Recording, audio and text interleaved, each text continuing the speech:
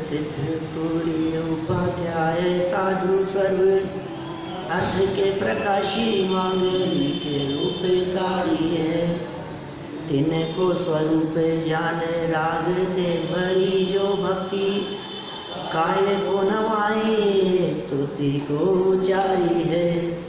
धन्य धन्य तिन गीते काज सब आज भरे कर जोड़े बारे बारे वंदना हमारी है।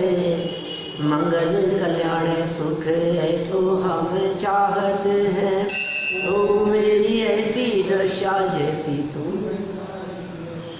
ओ मेरी ऐसी दशा जैसी तुम धारी है। ओ मेरी ऐसी दशा जैसी तुम धारी। शत्रुचूड़ामणि नामक ये ग्रंथ मोह हमारा प्रबल शत्रु है, यह चर्चा कल हमारी यहाँ हुई। सुंदर और मार्मिक प्रकरण था। हे जीव, तेरे दुख का यदि कोई कारण दिखाई देता है तो कोई और नहीं है, तेरा स्वयं का मोह ही तेरे दुख का कारण है। इसलिए यदि तू दुख को कम करना चाहता है तो मोह कम कर, और दुख को ख़त्म करना चाहता है तो मोह को ख़त्म कर। सीधी सी बात है। मोह कम होगा तो दुख कम होगा, और मोह खत्म होगा तो दुख खत्म होगा। हमारा यदि कोई शत्रु भी है इस जगत में तो सबसे बड़ा शत्रु वो मोह ही है। जैसे आगम ग्रंथों में दर्शन मोह कह करके पुकारा है, क्योंकि मोह भी दो तरह का है ना। उसमें एक दर्शन मोह, जिसे दूसरे शब्दों में कहते हैं मिथ्यात्व, वो हमारा सबसे बड़ा शत्रु है। मिथ्यात्व सबसे प्रबल शत्रु है। ये बात मैं सुनी सुनाई नहीं कह रहा हूँ। समंत भद्राचार्य देव ने रत्नकरण श्रावकाचार नामक ग्रंथ में मूल श्लोक में यह बात कही है। उन्होंने कही है, न सम्यक्त्व समम किंचित त्रैकाल्ये त्रिजगत्यपि श्रेयो, भला करने वाला। तीन लोग तीन काल में सम्यक्त्व के समान तेरा कोई भला करने वाला नहीं है। और अश्रेयश्च मिथ्यात्व समम, साफ साफ लिखा उन्होंने, मिथ्यात्व के समान तेरा बुरा करने वाला इस जगत में कोई नहीं है। न अन्य नहीं है तनुभृताम, शरीरधारियों के, संसारी प्राणियों के मिथ्यात्व के समान दुख देने वाला जगत में कोई नहीं है। अपनी उल्टी मान्यता से हम दुखी हैं, अपने मोह से हम दुखी हैं। सबसे बड़ा तो हमारे दुख का कारण है हमारी अपेक्षा। हमें अपेक्षा है ना कि ऐसा हो, तो हम दुखी हैं। मत रखो अपेक्षा, सीधी सी बात। आपको अपेक्षा नहीं है, आप दुखी नहीं हैं। आपको अपेक्षा है, आप दुखी बने रहेंगे। ये चर्चा कल मोह के प्रबल शत्रुपने रूप में कल हमने यहाँ देखी थी। लोग ये कहते हैं कर्म शत्रु है, कर्म हमारे शत्रु हैं। तो इन्होंने कहा कर्म तो 8 हैं, द्रव्य कर्म। उन 8 कर्मों में से 7 तेरे को दुखी नहीं कर सकते यदि मोह नहीं है तो। इसका बहुत सीधा सीधा सा मोटा मोटा तर्क यह है कि अरहंत भगवान के 4 बाकी हैं भी। अघातियाँ जानते हैं, 4 घातियाँ हैं, 4 अघातियाँ हैं। ज्ञानावरणी, दर्शनावरणी, मोहनी और अंतराय, ये 4 तो नष्ट हो गए।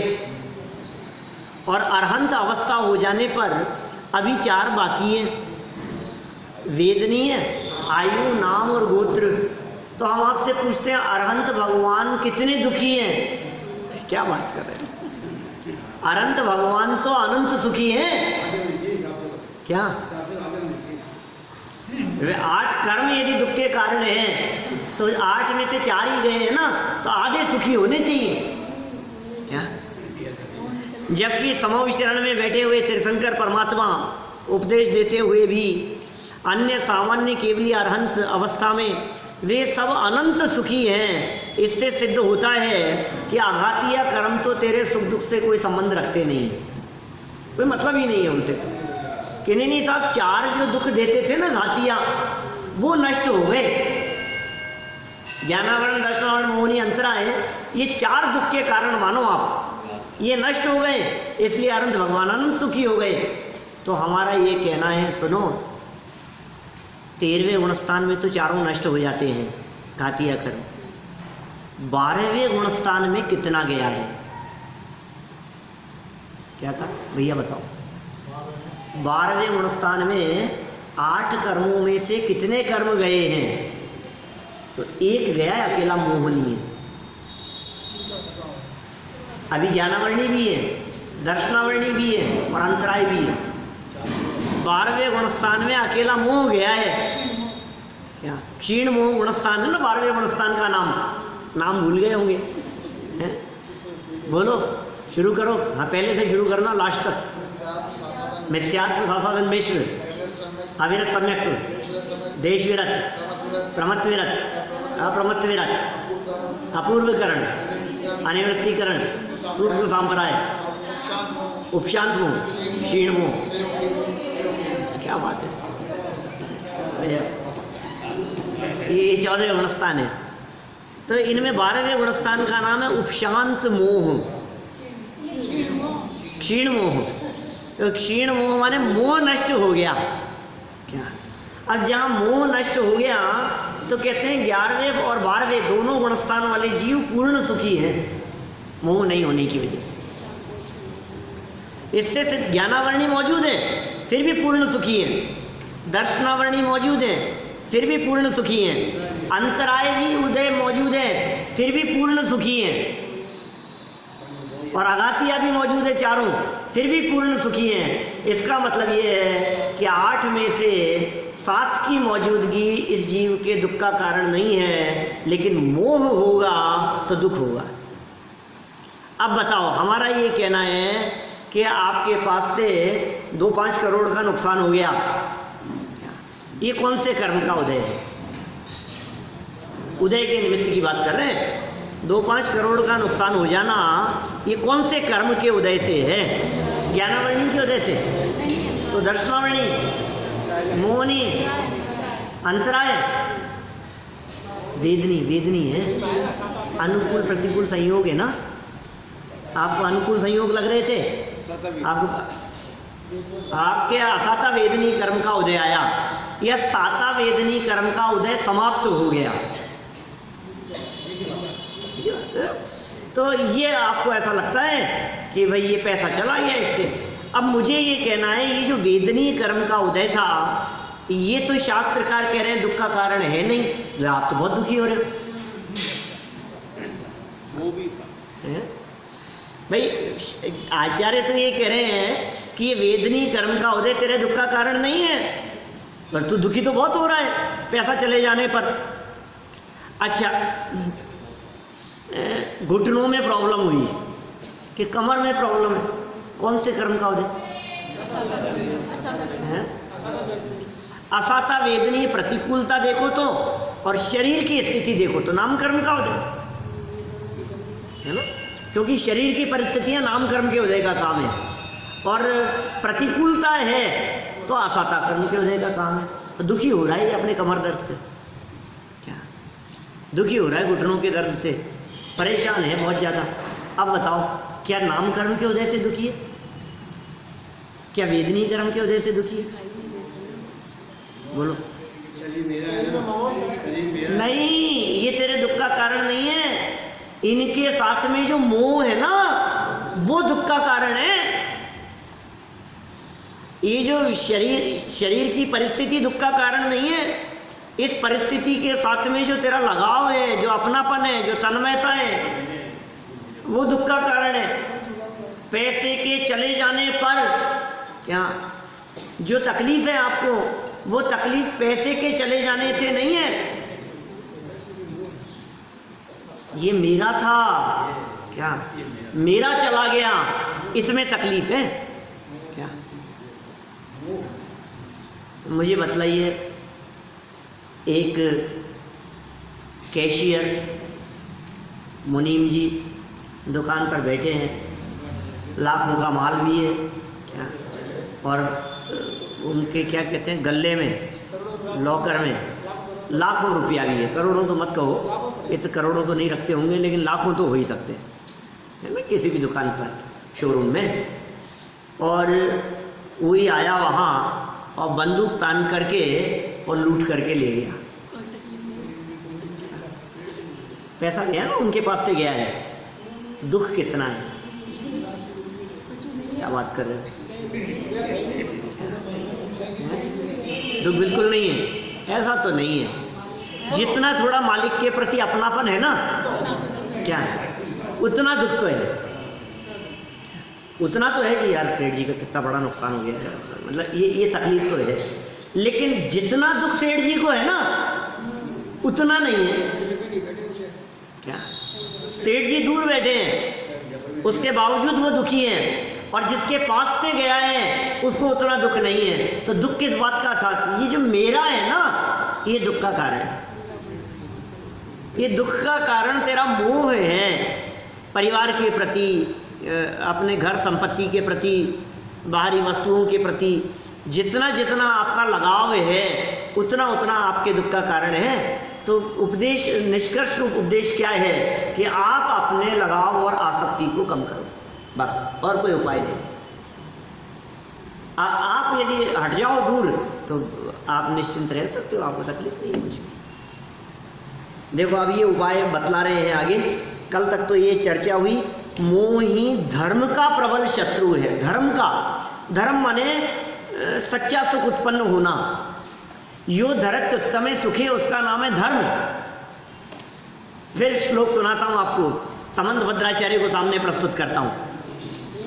देशयामि समीचीनम धर्मम कर्म निवर्हणम संसार दुख तय सत्वान यो धरत्युत्तमे सुखे।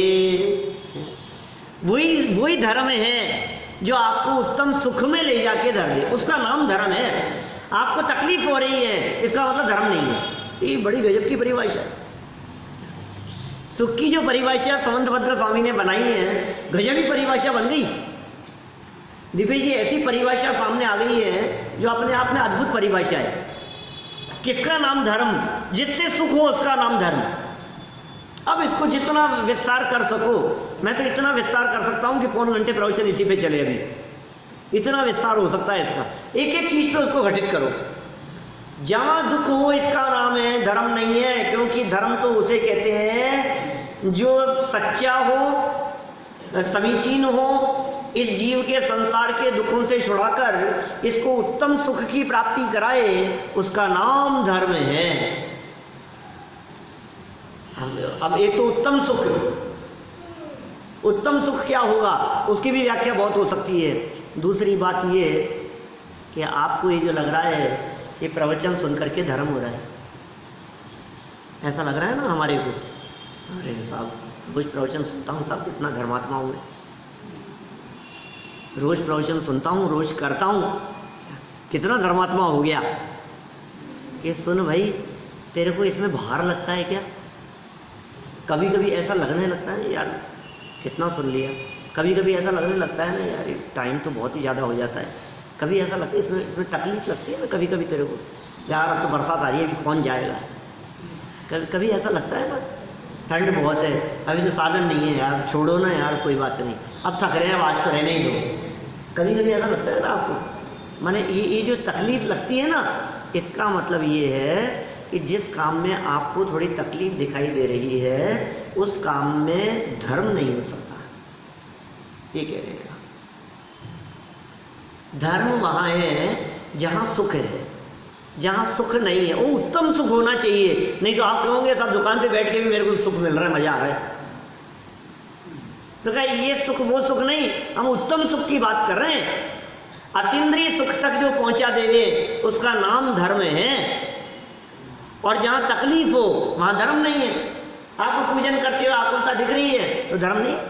आपको लग रहा है आज थोड़ा ज्यादा ही लेट हो गए, धर्म नहीं। आप भगवान की पूजन के सामने आपको घड़ी क्यों याद आई?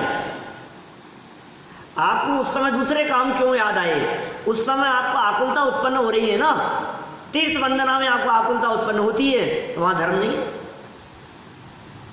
साहब कहना क्या चाहते हो आप? सारा धर्म छुड़ाओगे? अरे जब हम कह रहे हैं धर्म है ही नहीं तो छुड़ाने की क्या बात है? हम तो सच्चे धर्म की बात बतला रहे हैं आपको, तो फिर छोड़ने का क्या सवाल है? सच्चे धर्म का स्वरूप क्या है, ये बातें तो आपको देव शास्त्र गुरु के सानिध्य में ही पता लगेगी क्या? लेकिन देव शास्त्र गुरु के सानिध्य में आना ये धर्म नहीं है। तो नहीं आए कि नहीं आओगे तो तुम्हें सच्चे धर्म का पता नहीं लगेगा कि सच्चा धर्म क्या है। आना भी पड़ेगा, लेकिन फंसना मत, आना लेकिन अटकना मत, अटकना मत, यहाँ रुकना मत, आगे बढ़ने के लिए है धर्म की बात। देखो ज्ञानी का स्वरूप संबोधन, धर्म हो गया, धर्म का स्वरूप। अब उसका जो शत्रु है वो कौन है? मोह। धर्म सच्चे सुख का हेतु और मोह वो दुख का कारण, तो शत्रु हो गए ना आपस में। ये शत्रुता कल इन्होंने यहां सिद्ध की। आज 80 नंबर का श्लोक देखिए। वो भी खत्म हो जाए और धर्म भी बना रहे, वो परम पारणामिक भाव है। परम पारणामिक भाव तो त्रिकाल है क्या?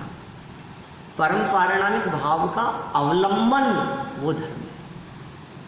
परम पारणामिक भाव तो निगोदिया के भी है, परम पारिणामिक भाव तो सब संसारी जीवों के है। पारिणामिक भाव जैसे कहते हैं 5 भाव थे ना, औपशमिक, क्षायिक, क्षायोपशमिक, औदैक और पारिणामिक, ये 5 भाव है ना। थोड़ा थोड़ा इसलिए बीच बीच में नाम वापस ले लेता हूँ कि आपको याद रहे थोड़ा थोड़ा जो चर्चाएं हम कर चुके हैं। औपशमिक माने कर्मों का दबना, क्षयोपशम क्षय और उपशम, क्षय नष्ट होना क्षायिक, और औदैक उदय, और पारिणामिक उदय से अप्रभावित, क्षय क्षयोपशम उपशम से भी अप्रभावित। इनसे अप्रभावित रहने वाला, तीनों कालों में भूत वर्तमान भविष्य एक रूप रहने वाला भाव वो पारिणामिक भाव है। उस पारिणामिक भाव की खबर होने का नाम, उसकी स्वीकृति का नाम, उसकी पहचान, उसकी पकड़, उसमें अपनेपन का नाम धर्म है। यही सुख है, यही सुख है। तो अपने को पहचाने बिना सुख कहाँ होगा? अब ज्ञानी क्या स्वरूप का संबोधन कर रहे हैं? 80 नंबर श्लोक देखो। किम नु कर्तुम त्वयारब्धम किम नु वा क्रियते धुना आत्मन्नारब्ध मुत्सृज्य हन्त वायुन मुह्यसि। हे आत्मन, तूने कार्य का प्रारंभ किस पावन उद्देश्य से किया था, और अब तू ऐसे मोह के कार्य करके यह क्या कर रहा है? ओह, बड़े खेद की बात है कि आरंभ किए हुए आत्महित के कार्य को छोड़कर बाह्य पदार्थों से मोह को प्राप्त हो रहा है। ओहो, ये जो शब्द दिए हैं वादीप सिंह सूर्य आचार्य देव ने, इन शब्दों को देते हुए आचार्य कुंदकुंद स्वामी ने कई स्थानों पर मुनिराजों को संबोधन किया, कई जगह पर, नियम सार में, प्रवचन सार में, कई स्थानों पर मुनिराजों को संबोधन किया है। यही शब्द हैं बिल्कुल इसी तरह के कि हे आत्मन, तूने क्या कार्य प्रारंभ किया था और तू कौन से कार्यों में लग गया? ये ऐसा ही कह करके तूने किस लिए दीक्षा ली थी? कुंदकुंदाचार्य कह रहे हैं अपने संघ के मुनिराजों को, जिनमें थोड़ी सी शिथिलता हो गई है। अन्य मुनिराजों को देख करके आचार्य कुंदकुंद स्वामी कह रहे हैं तूने क्या सोच करके दीक्षा ली थी, ये तो बता। प्रवचन सार 79 नंबर गाथा की टीका में अमृत चंद्राचार्य इसकी व्याख्या करते हुए कह रहे हैं, अरे अरे तूने दीक्षा क्यों ली थी? तूने घर क्यों छोड़ा था? तूने परिवार क्यों छोड़ा था? ये बता। कि साहब आत्मकल्याण के लिए, तो तू आत्मकल्याण को छोड़ करके समाज कल्याण में लग गया। तो कह रहे मैं क्या करूं? मैं कह रहा हूं तो तूने ये जो काम किया था वो किस लिए किया था? नहीं साहब सबका भला होगा, सबका ये होगा, सबका वो। अरे भाई, जिनका भला होना हो तो होता है, वो आएंगे अपने आप, जिनका जो होना होगा होगा। हमारा काम तो यदि विकल्प आया तो धर्मोपदेश दे दिया क्या, नहीं तो निर्विकल्प स्वरूपाचरण में मग्न रहने की प्रतिज्ञा लेकर के भी शुभोपयोग परिणति के चक्कर में फंस गया, उसको वो दोष देते हैं, धूर्त अभिसारिका की उपमा देते हैं 79 नंबर गाथा प्रवचन सार में। ये कह रहे हैं तू कहाँ फंस गया, कौन से मोह में अटक गया तू। पता है क्यों नहीं मुनिराजों के लिए ऐसा विधान है कि एक स्थान पर ज़्यादा लंबे समय तक रुकें, क्षेत्र से मोह हो जाता है, वहाँ रहने वाले लोगों से मोह हो जाता है, उनसे परिचय बढ़ जाता है। जितना आपका परिचय बढ़ेगा उतना ज़्यादा आपके जंजाल बढ़ेंगे, उतनी ज़्यादा आपकी आफतें बढ़ेगी।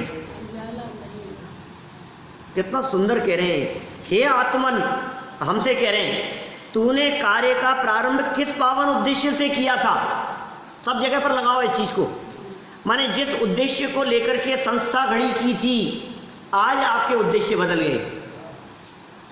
जिस उद्देश्य को लेकर के आपने संगठन बनाया था, आज कहाँ लग गए। जिस उद्देश्य को लेकर के जिन मंदिर बना था, यहाँ मंदिर में क्या होने लग गया ये बताओ। क्या नाच गान के लिए जिन मंदिर बनाए थे कि धर्म प्रभावना के लिए बनाए थे, वीतरागता के लिए बनाए थे। आप सोचना, किसी भी कार्य के संबंध में आपने यदि बिजनेस किया या आपने भोजन बनाया तो किस उद्देश्य से बनाया था। कोई भी काम किया, आप यहाँ से कहीं गए तो किस उद्देश्य से आए थे, उद्देश्य भूल गए आप। ठीक, क्या किस काम में अटक गया तू, असली काम क्या था। तेरे एग्जाम है और तू किताब खोल करके बैठा है तो तू किस उद्देश्य से बैठा था, तेरा उद्देश्य क्या था और तू किस चीज में अटक गया। उसमें कोई एक पॉइंट उसके अंदर देखा और उसके माध्यम से तू और दूसरी जगह पर अटक गया। अरे तेरा कोर्स छूट जाएगा, तेरा काम छूट जाएगा, तेरी तैयारी नहीं होगी। तो किस उद्देश्य से, सब्जी मंडी किस उद्देश्य से गए थे आप और किस काम में अटक गए। किसी व्यक्ति से पैसा लेने के लिए गए, मंडी में उधार दिया हुआ था और वहां आकर भी सब्जी खरीदने में अटक गए, 2-3 घंटे आपने लगा दिए और वापस लौट करके आ गए। तो गया किस उद्देश्य से था ये बता। डॉक्टर के पास गया और हालचाल पूछ करके मिल करके आ गया, तू गया क्यों था ये तो बता। कितना जीवन जीने की कला सिखा रहे हैं। जिस समय जो कार्य आपने जिस उद्देश्य से प्रारंभ किया हो, उस कार्य को पूरे मनोयोग से आपको करना चाहिए, ये बात यहां सिखा रहे हैं। ये साहब मैं पढ़ रहा हूं, ये क्या कर रहा है, टीवी चला के पढ़ रहा हूं। अरे तो किताब क्यों खोल करके बैठा था, पहले उद्देश्य तो नक्की कर। अब तो कह रहा है मैं टीवी चला करके बैठा। नहीं, दोनों काम हो रहे हैं, एक साथ हो रहे हैं। क्या है, मैच कर रहा हूं। कैसे करेगा तू। साहब यहाँ मंदिर आया था तो किस उद्देश्य से आया था, पहले नक्की कर। मंदिर किस उद्देश्य से आया था, झगड़ने के लिए आया था कि सोने के लिए आया था, नक्की तो कर पहले। ये कह रहे हे आत्मन, तूने कार्य का प्रारंभ किस पावन उद्देश्य से किया था।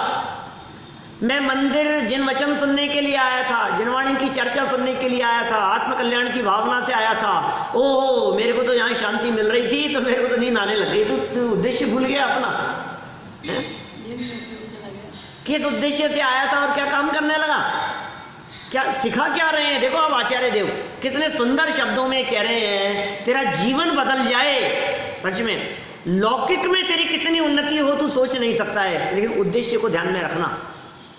कोई भी काम करने के पीछे आपका उद्देश्य क्या है, उद्देश्य खोटा नहीं होना चाहिए।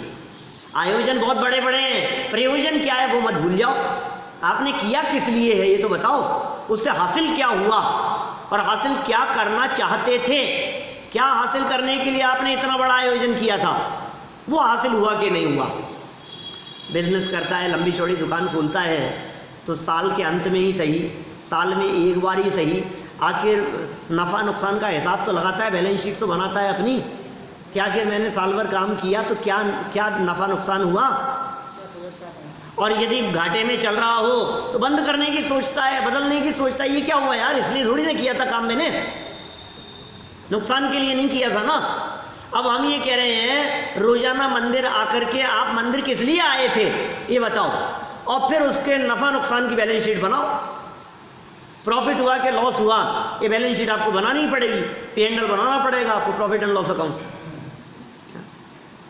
अब यदि आपने वो नहीं बनाया और नहीं देखा यदि आपने उसको गहराई से, तो फिर इसका मतलब ये है कि ऐसे धूल में लट चल रहा है, ठीक है, भूल गए आप तो करना क्या था और क्या कर रहे हो और कहाँ लग गए।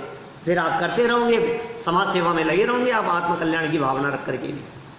फिर तो आप जाओ, फिर तो बहुत काम है समाज कल्याण के हिसाब से। तो आत्म कल्याण और समाज कल्याण दोनों अलग अलग क्षेत्र हैं। समाज सेवा अलग क्षेत्र है और धर्म का क्षेत्र अलग है। वो धर्म का क्षेत्र वो सामाजिक क्षेत्र नहीं है। सामाजिक क्षेत्र में आपके सोशल काम जितने भी हैं उसमें आप गरीबों की सेवा करो, उनमें दीन दुखी लोगों को भोजन खिलाओ, उनको कंबल बांटो, उनकी तकलीफ़ें दो, उनको निःशुल्क दवाएं बांटो, उनको अस्पताल में जाकर के आप इलाज कराओ, उनकी सेवा करो। वो सब मानवता है, वो मानवता है, उसका निषेध नहीं है। मानवता की भावना बहुत अच्छी बात है, उसका क्या निषेध है। लेकिन कोई व्यक्ति उसको धर्म मान करके उसमें अटक जाए तो बोले ये असली धर्म नहीं है। माने वो अंतर हमारे को ख्याल में होना चाहिए, उसका निषेध नहीं है। आपके पास में यदि अतिरिक्त समय है, आपके पास में यदि भावना अच्छी है, पैसा भी है, आप परोपकार में लगाते हैं तो लगाओ ना, अच्छी बात है। लेकिन 2-5 करोड़ रुपया दान देकर के ये मत समझ लेना कि मैं बहुत बड़ा धर्मात्मा हो गया। क्या ये दान देने का नाम धर्मात्मापन नहीं है, ये धर्म समझा रहे हैं यहाँ पर। तू करना कार्य क्या उद्देश्य से शुरू किया था और क्या उद्देश्य में लग गए। देखो सब जगह होता है ऐसा, क्योंकि वही सारे फील्ड में देखना आप, किसी उद्देश्य को लेकर के काम शुरू किया जाता है, फिर थोड़े समय बाद में पता नहीं क्या कहाँ उलझ जाता है व्यक्ति, दूसरे कामों में अटक जाता है। हे आत्मन, हे आत्मन, कितना सुंदर संबोधन कर रहे हैं। आत्मन, हे आत्मन, तूने कार्य का प्रारंभ किस पावन उद्देश्य से किया था? तूने काम क्यों शुरू किया था? तूने व्रत क्यों लिए थे? तूने रात्रि भोजन का त्याग किस पावन उद्देश्य से किया था? ये बता। जो भी आपने नियम लिया हो, तुमने प्रतिज्ञा किस पावन उद्देश्य से ली थी?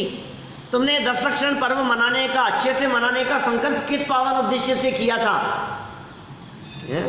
और अब तू ऐसे मोह के कार्य करके, कौन से मोह कार्य करके, बहुत मजा आया हमारे को इसमें, क्या ऐसे करके ये क्या कर रहा है? हंत। ओह, बड़े खेद की बात है, खेद व्यक्त कर रहे हैं आचार्य। बड़े खेद की बात है कि प्रारंभ किए हुए आत्महित के कार्य को छोड़कर, आत्महित का कार्य प्रारंभ किया था, उसे छोड़कर बाह्य पदार्थों से मोह को प्राप्त होना है। ये कहाँ अटक गया, कहाँ मोह में फंस गया? मोह में फंसकर तूने कितना कितना अपना अनर्थ किया है भाई। ये फंसे मत, अटके मत इसमें, ये मोह अटकाने वाला है। तू यदि इस मोह में अटक गया तो सब खत्म हो जाएगा। आप सोचिए, ऋषभ देव नीलांजना के मोह में अटक जाते तो क्या होता? तो फिर क्या होता दीक्षा का? फिर क्या होता आत्मकल्याण का? भाव बिगड़ जाता। हासिल क्या होने वाला था? नहीं अटके। लेकिन वो इसी वजह से तो वो श्लोक लिखा, कौन सा? चित्रम किमत्र यदि ते त्रिदशांग नाभिर नीतम मनागपि मनोन विकार मार्गम कल्पांत काल मरुता चलिता चलीन किम मंद रात्रि शिखरम चलितम कदाचित। भक्तामर का 15 नंबर का श्लोक है। तो क्या कह रहे हैं? बहुत सुंदर मार्मिक भाव व्यक्त किए हैं वहां।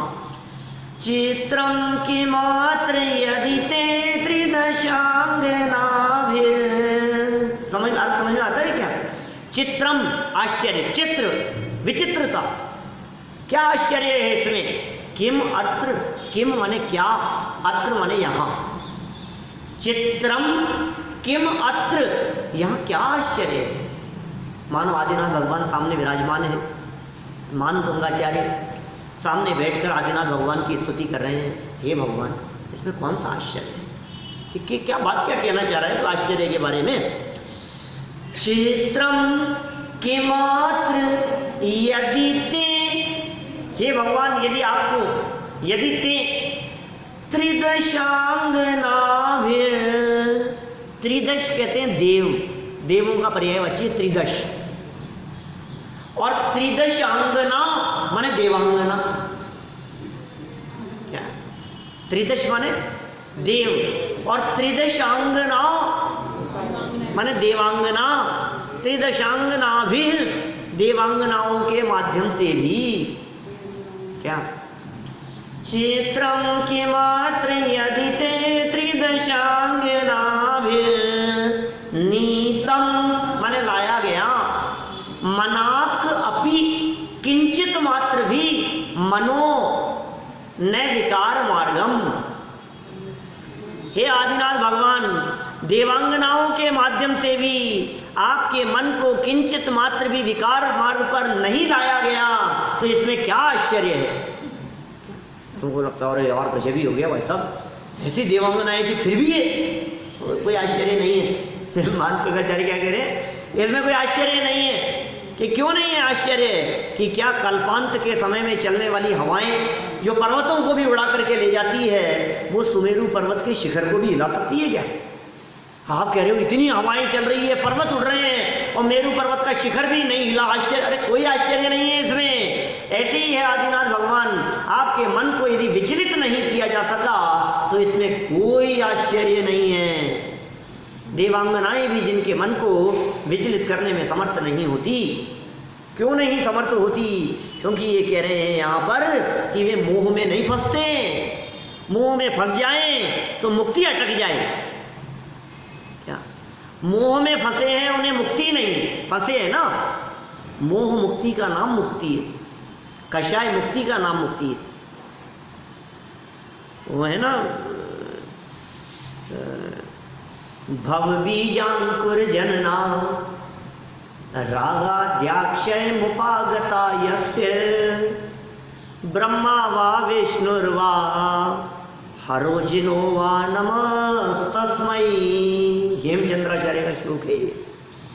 ऐसे एक दूसरे हुए हरिभद्राचार्य, न्याय शास्त्र के प्रकांड विद्वान थे ये दोनों विद्वान, हेमचंद्र और हरिभद्र सूरी, दोनों श्वेतांबर आचार्य थे, हेमचंद्र और हरिभद्र। लेकिन न्याय के प्रकांड विद्वान थे, न्याय शास्त्र में इनका बहुत बड़ा नाम है इन दोनों आचार्यों का।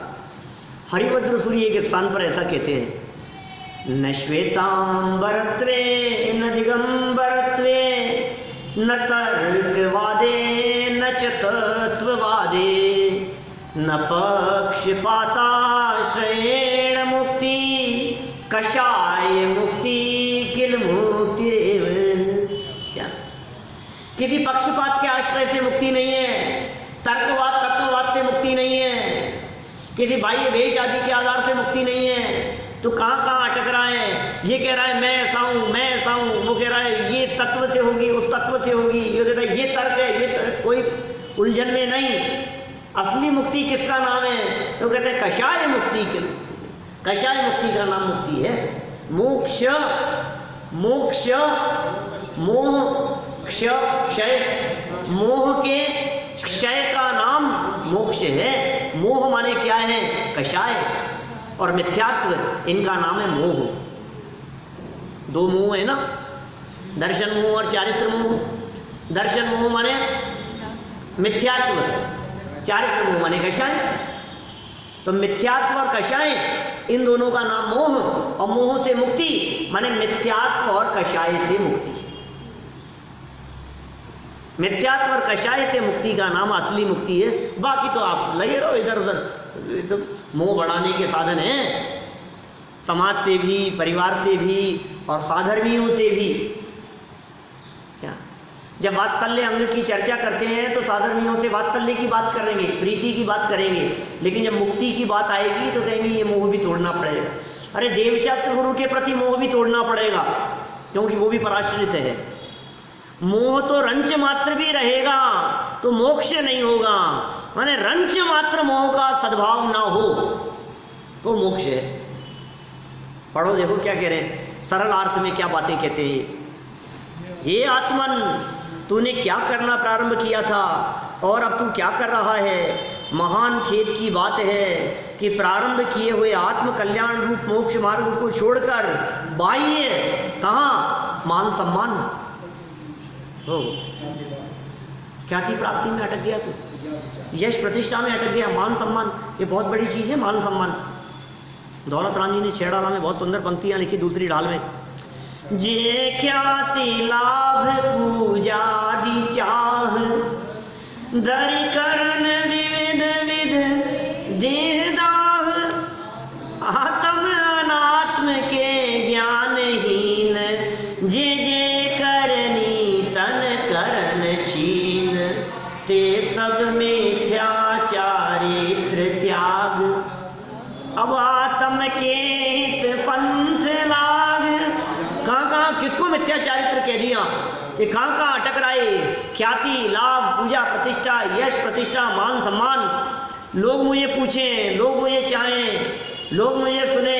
मेरे देखो प्रवचन सुनने के लिए कितनी भीड़ उमड़ती है, देखो कितने लोग हैं, देखो मेरा नाम, देखो बड़े बड़े पोस्टरों में, देखो बैनरों में मेरा नाम छपा है। नहीं नहीं, ये पोज अच्छा नहीं है, इस पोज में फोटो खींचो। तो कहाँ गया मुझे,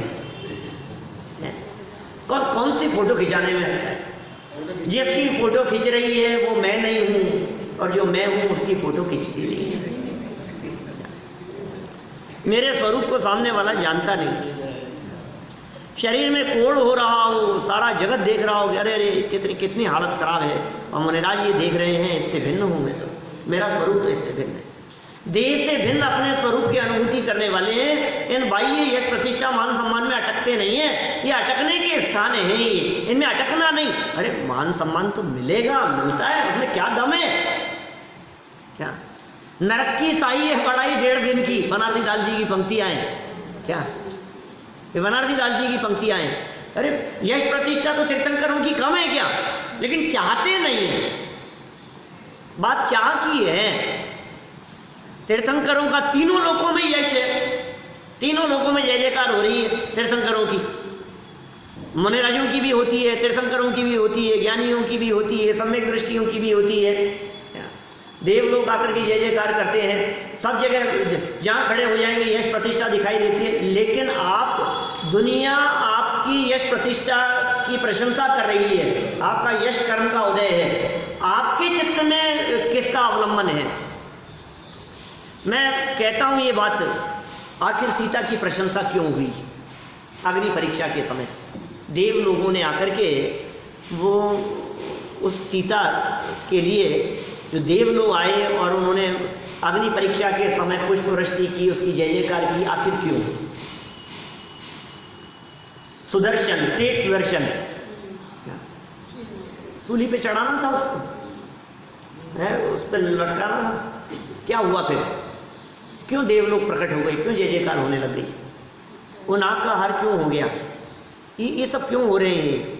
सुनो, आपको बाहर में भली पुण्य का उदय दिखाई देवे, लेकिन असली बात ये है, जिसका उपयोग और जिसकी परिणति स्वभाव की तरफ झुकती है, उसके बाहर में इस तरह की प्रशंसा के निमित्त बनते रहते हैं। ऐसी परिस्थितियां, वो पर्याय भी पूज्य हो गई जिस पर्याय ने अपने स्वभाव का अवलंबन लिया, वो पर्याय पूज्य है। उस पर्याय की पूजा क्यों हो रही है? मैं आपसे पूछ रहा हूं, इन अनंत परमात्मा की पूजा क्यों हो रही है? क्या किया आखिर उन्होंने ऐसा? भगवान महावीर स्वामी ने ऐसा क्या किया कि सारे जगत के जीव भगवान महावीर स्वामी की जय हो, जय जयकार कर रहे हैं और पूजन कर रहे हैं? महावीर स्वामी अर्घम निर्वपामिति, क्यों हो रहा है ऐसा? आखिर क्या किया इन्होंने ऐसा?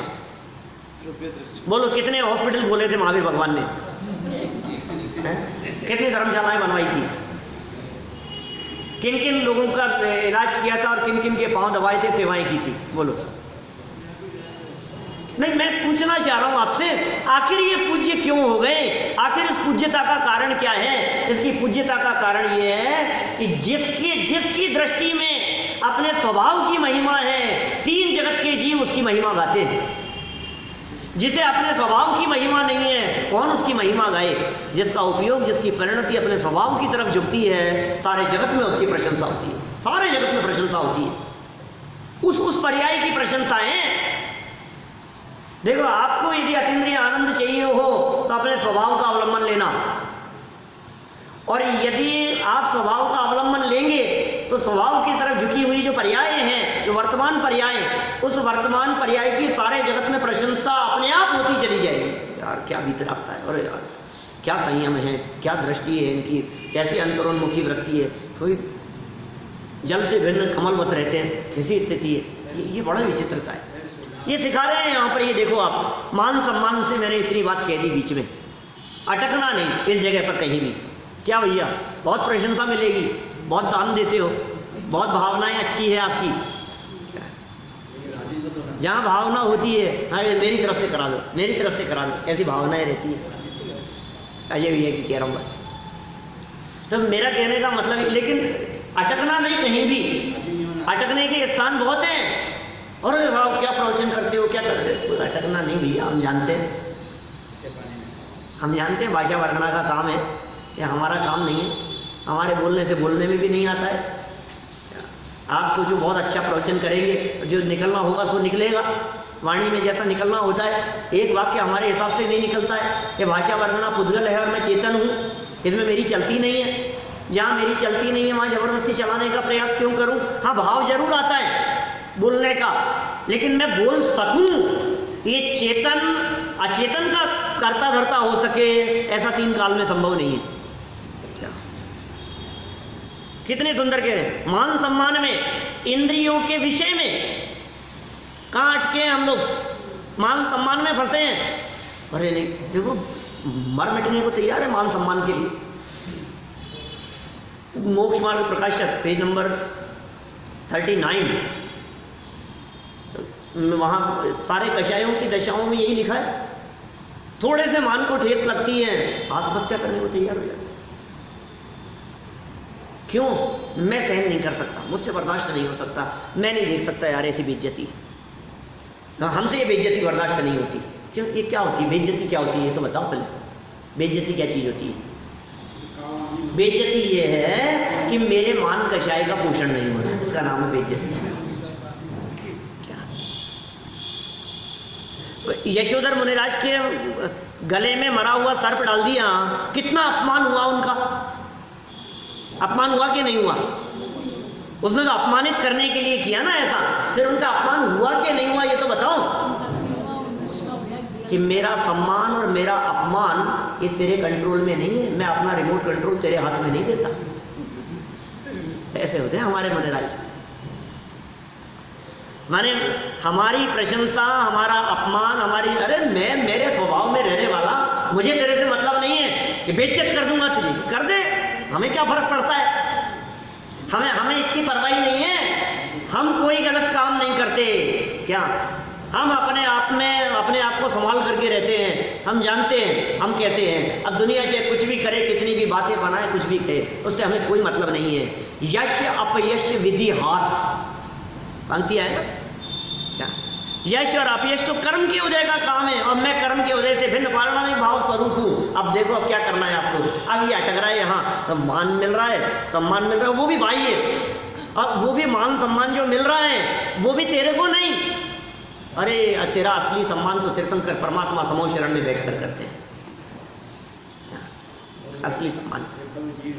उत्तम मार्ग धर्म की का प्रवचन है, समझ लो, उत्तम मार्ग धर्म पे की गई चर्चा, तो कहाँ सम्मान में अटका है? तेरा सम्मान तीर्थंकर परमात्मा कर रहे हैं, तुझे पता नहीं है। अरे कब किया मेरा सम्मान, मेरा कहाँ सम्मान कर दिया? अरे जिस आत्मा के गीत गाए जा रहे हैं वो कौन है? जिस आत्मा की प्रशंसा की जा रही है वो कौन है? साक्षात तीर्थंकर परमात्मा समूह शरण में बैठकर जिसके गीत गा रहे हैं वो तुझे नहीं दिख रहा है, और यहाँ मेरा नाम ले लिया जो तेरा नहीं है असली नाम, और उसमें तो फूला नहीं समारा। क्या हो गया? कितना अटकने के चांस है? तो जी बहुत है, अटकने के चांस बहुत है भाई इस संसार में। कदम कदम पर आपको अटकने के स्थान मिलेंगे, अटकना मत, ये कह रहे हैं। हम नहीं अटकेंगे। हे प्रभु, ये कह रहे हैं जिस वजह से तू ये बता, तूने ये जैन धर्म क्या मान सम्मान के लिए अपनाया था? तो तूने जो ये तेरा जो पद है, ये पद क्या मान सम्मान के लिए, यश प्रतिष्ठा के लिए था, फोटो खिंचाने के लिए था, ये करवाने के लिए था, अब अपने ये जैसे मेरी प्रशंसा हो इस काम के लिए था, किस लिए था बता? कह रहे या पंचेंद्रिय विषयों के लिए था, यहां आकर के भी भोगों को चाहता है? नहीं, थोड़ा आराम मिलना चाहिए साहब, जिन मंदिर है, थोड़ा सा गर्मी बहुत हो गई है, एसी लगा दो ना यहाँ। अरे वाह, मंदिर में एसी लगा दो, सुविधा चाहिए इसको। थोड़ा यहाँ नीचे आप लोग दरी पर बैठते हुए थोड़ा यहाँ गद्दा लगा देंगे, या थोड़ा सा थोड़ी तकलीफ नहीं हो नीचे बैठने वालों को, क्या करें। तो आया किस लिए था? सुविधा के लिए आया था। क्या सोच करके आए थे हम? उद्देश्य और आयोजन में प्रयोजन को कभी ना भूलें, ये संदेश यहाँ वादीप सिंह सूरी हमारे को दे रहे हैं। बातें तो बहुत है, लेकिन क्या कह रहे हैं ये? मोक्ष मार्ग को छोड़कर बाह्य मान सम्मान, पंचेंद्रियों के विषय और व्यवहार धर्म प्रभावना, व्यवहार धर्म प्रभावना, ये भी कितने गजब की बात है। चर्चा बहुत है, कल करेंगे थोड़ी बहुत चर्चा। आदि कार्यों में मोह कर रहा है। अब ये असली धर्म प्रभावना तो भूल गया, निश्चय धर्म प्रभावना को तो, और व्यवहार धर्म प्रभावनाओं के कार्य में मोह कर रहा है, तो आत्मा को छोड़कर मोह में अटक गया है। इसका मतलब जो धर्म था सुख का कारण, उसे छोड़ करके जो दुख का कारण था, तो गलती से दुश्मन के साथ जाकर के मिल गया है। ये यहाँ कह रहे हैं विशेषार्थ में कुछ और बात खोली है, कल अपन इस विषय को आगे बढ़ाएंगे। अभी तक अब कोई बात नहीं, जो रह गई सो रह गई।